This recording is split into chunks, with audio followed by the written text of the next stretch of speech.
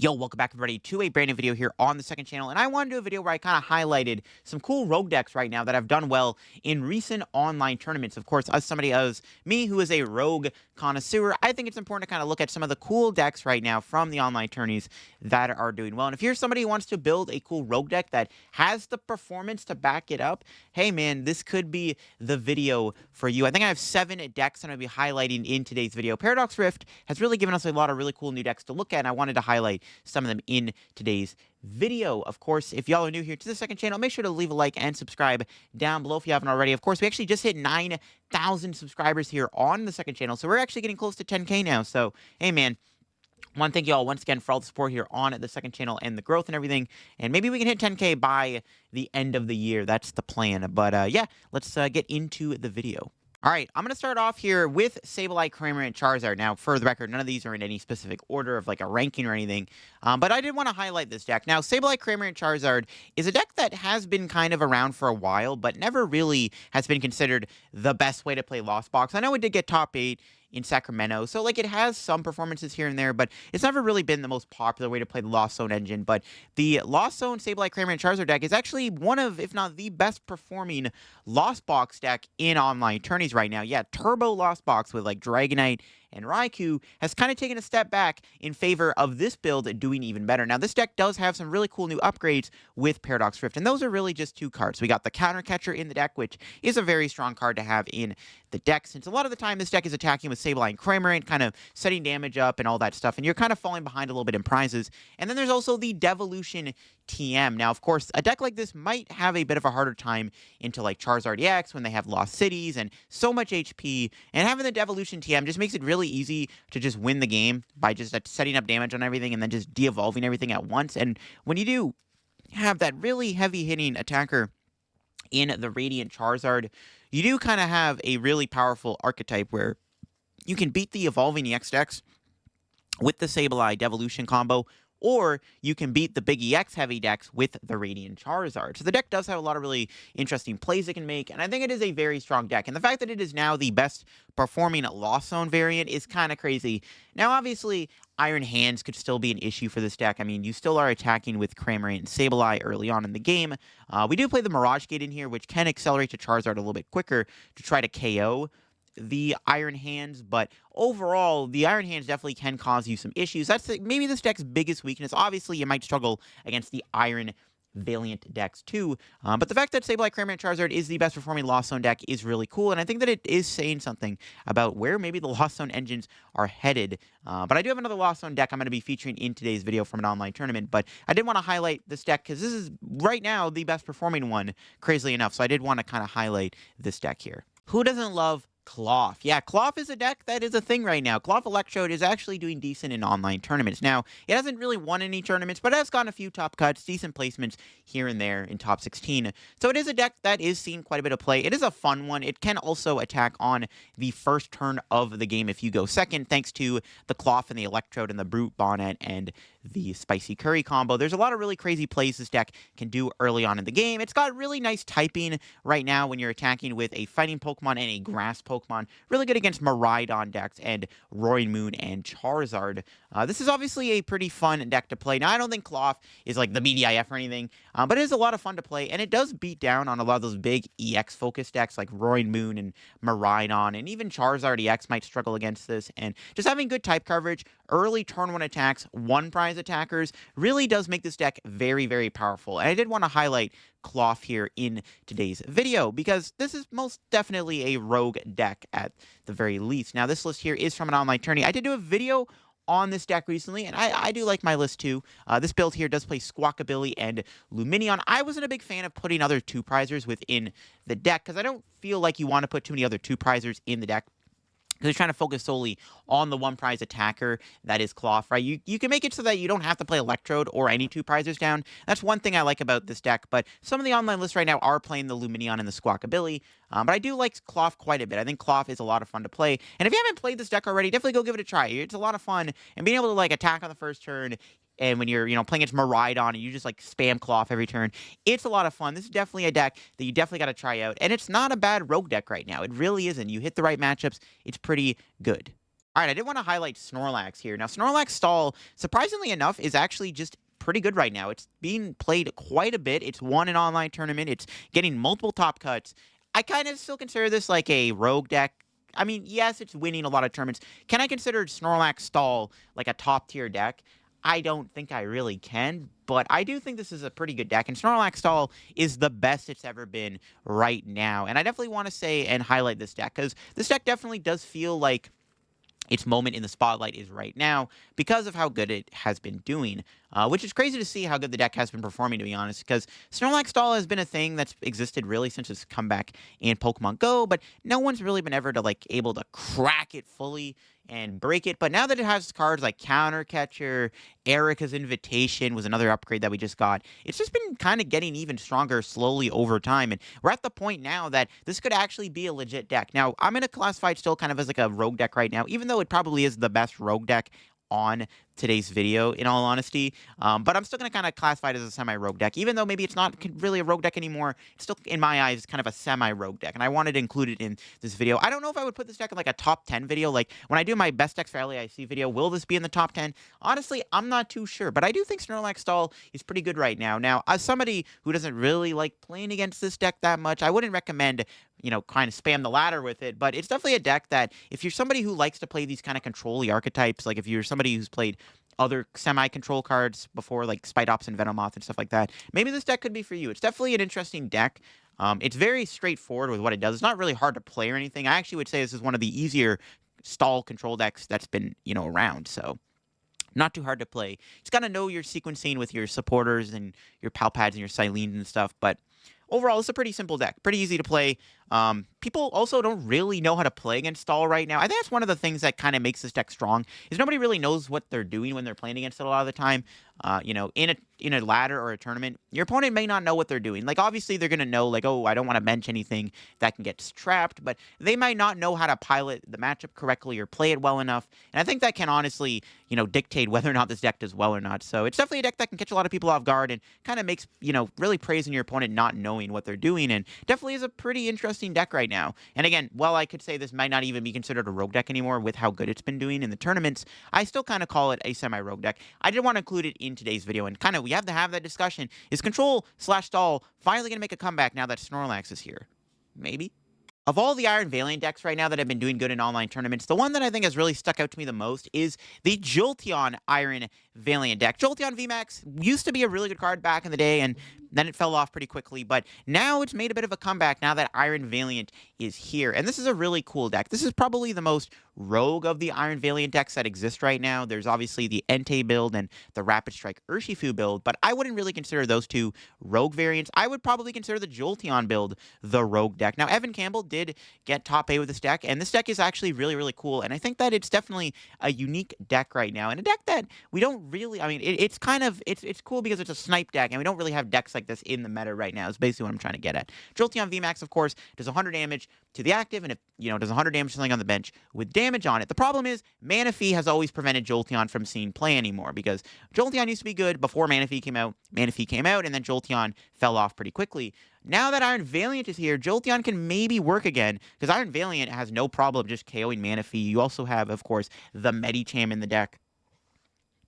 And then once you deal with Manaphy, you have the Jolteon VMAX. Jolteon VMAX is a lightning Pokemon. It has like okay typing into some stuff, and 100/100 sniping is very powerful. And this deck does maybe have a few weaknesses. For starters, I think your Charizard matchup might be a little shaky, unless you can like knock them. The problem with Charizard is that Charizard has a terrestrial, so you actually can't use Jolteon to attack Charizard on the bench. The deck doesn't play Cheryl. A lot of Jolteon lists back in the day used to play like Cheryl to heal it, because you can use Elemental Badge with the Light Energy to attack with Jolteon for just a single energy. So this deck isn't completely like perfect or anything like what the old Jolteon decks were playing, but it is a bit more of an aggressive take, and being able to just immediately deal with Manaphy with Iron Valiant Yoga Loop allows you to really open up the floodgates for some really cool plays with this deck. Jolteon having a free retreat ain't too shabby either. The Basculin can be really good too. It does 30 or 10 plus 30 more damage for each damage counter, or it's something like that for each damage counter on your opponent's active Pokemon, and you can just kind of knock something out when you pile up a ton of damage on it, and that's where this deck really does shine. It's just the amount of damage spread it can do, and Jolteon's really, really cool, and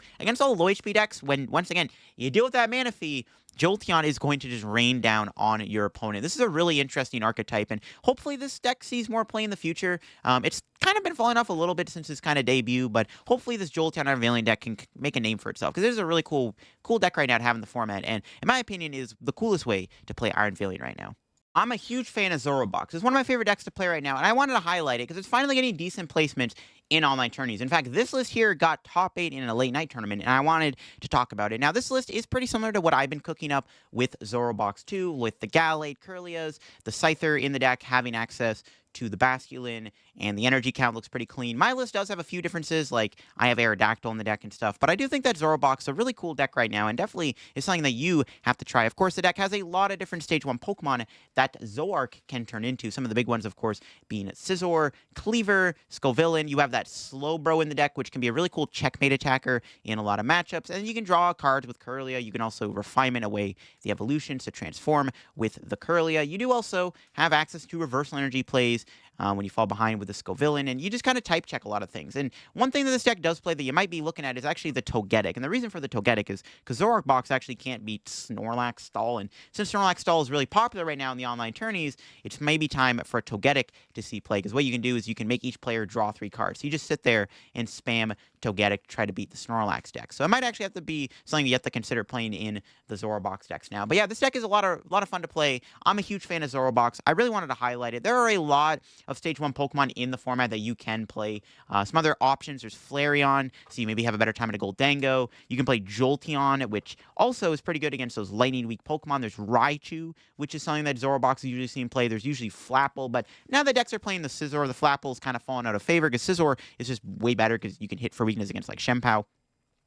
Cleaver is very strong in the deck. Cleaver is great because it can hit for weakness against lightning Pokemon. You got the Scovillain, which is good against Roaring Moon and Charizard.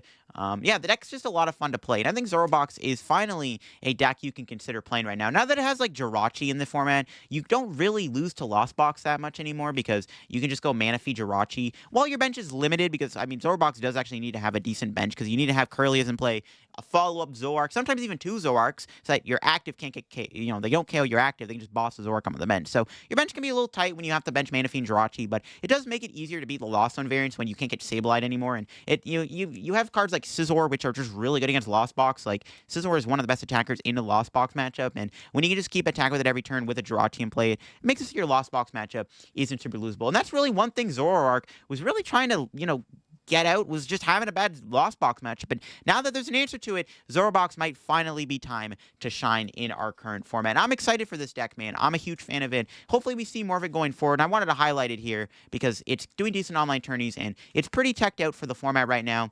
The Togetic is the most cuttable card because you only play it for the Snorlax matchup, but you can definitely, tweak around with it if you want. I don't know if there's any other Stage 1 that can beat control decks. There is the option to maybe play Wugtrio, which could be a cool option over the Togetic.